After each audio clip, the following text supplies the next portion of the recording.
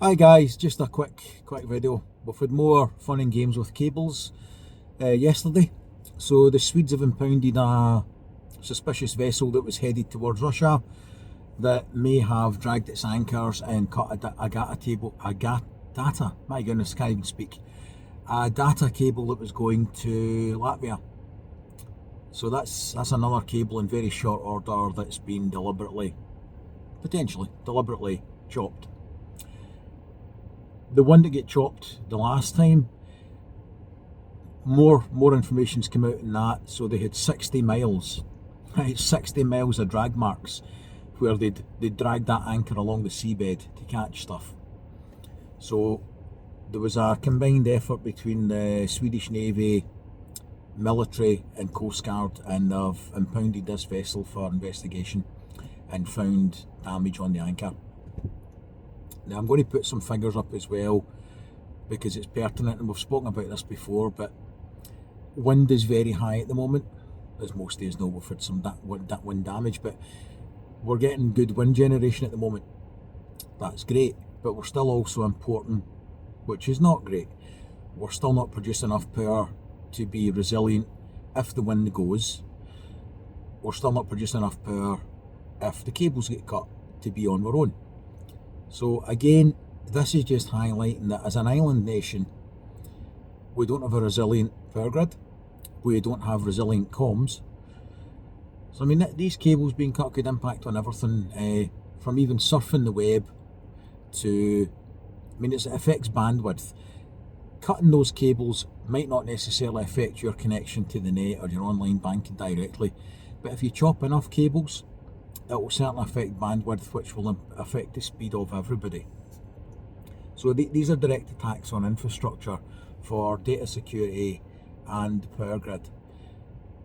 So these are things that we should be looking at and preparing for. I know Mike at UK Urban Prepper, and if you get on the Discord and have a look, there's plans afoot to roll out some more resilient comms based on Meshtastic and LoRa transmission systems.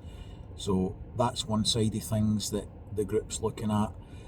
Another part of it is, I always keep saying to people, try and get some sort of emergency power system in place. Recent events would seem to kind of reinforce that.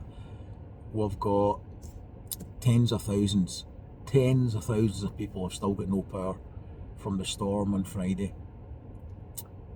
The one before that in Wales, it was 7 days. Some people were left without power. I'm watching some posts in the forums. Poor people are coming up and asking, where do I get a generator? My elderly mother needs it for their CPAP machine and things like that. That's heartbreaking to see, and you feel bad for them, but then the other part of me thinks, well, listen, this drum's been getting banged for a long time, that whilst you might be in a priority register, that's assuming they can get through fallen trees or washed away roads and bridges to get to you.